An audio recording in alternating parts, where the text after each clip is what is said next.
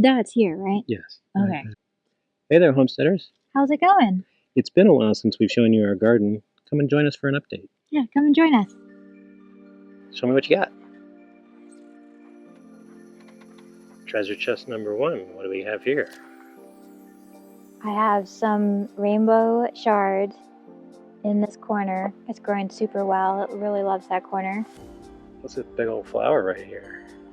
I do not remember what this flower is that I planted. I have some various flowers, such as these Johnny Jump Ups and this pink flower, which I don't remember what it was.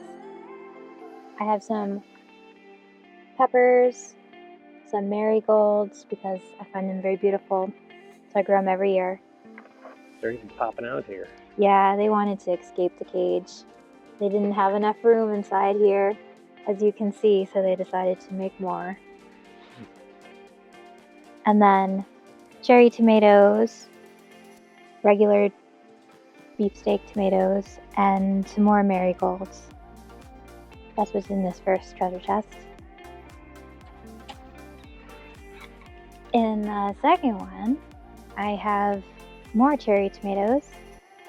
2 of them that are my favorite, just because I have one that's red and probably just about ready to pick one that's orange. The rest have not ripened yet.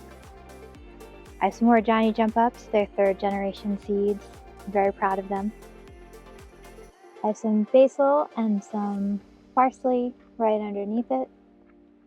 Then I have long beans, and underneath them I have carrots growing. Some more carrots, and then these beautiful wildflowers that the bees and the hummingbirds really love.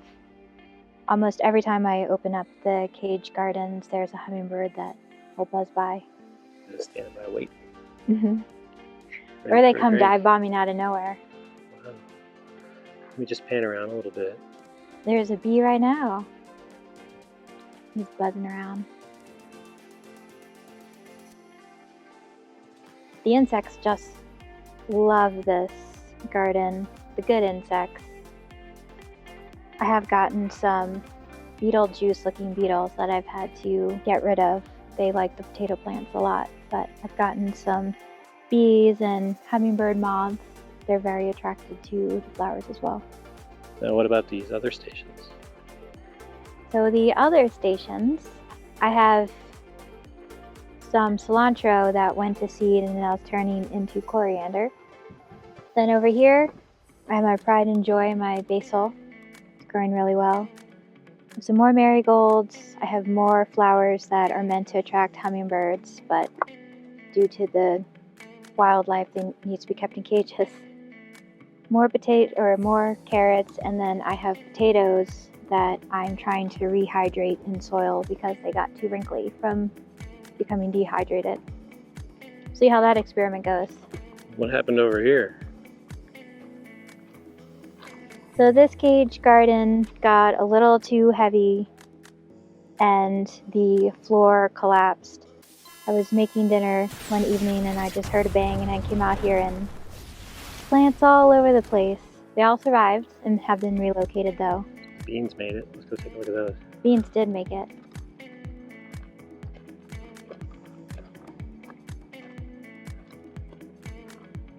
And thankfully, the beans made it because as you can see, their little fingers are attached up at the top, so they just would have been ripped off and this poor thing would have lost all of its beautiful, beautiful beans. Look at that. And my cactus remains unharmed, which makes me happy. Yeah, everyone else. Bottom dropped out. Yes. I did save the carrots though, and you saved a couple other plants. You just relocate them? Yeah, I relocated all the plants. So every single plant got saved. There are some in these cages, then in the one remaining stand-up cage, and then I put the 2 carrots up on the deck.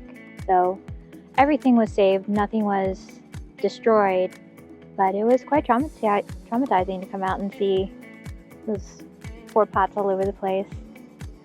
And it's simply because I let the pots get too heavy in the way they were arranged. Well, it's also had a really weak construction and pushed it to the limit until it failed. Yeah. So We do tend to the push next things floor to the will limit. be much stronger. Yes. And we've learned a lesson. These were prototypes, so I never thought the floor would fall out. I thought they might run out of vertical space to grow in because they're not very tall. But I never thought they'd collapse like that, and it's kind of a catastrophic failure. We'll get it fixed though. At least the animals have not found out yet, because as you can see, everything is super beautiful. Yeah. And that's because it just hasn't been discovered. But once they do discover a plant, it's over. Yeah. So I come out every morning and I'm very grateful when I see them still in here.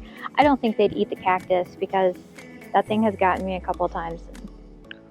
That's our New Mexico garden. They've really been enjoying this monsoon rain that we've been getting too. All right. Long live the cages. Hopefully those bottoms won't fall out. I don't think they will. All right. We'll see you guys on the next one. Happy homesteading. Happy homesteading. Thanks for joining us.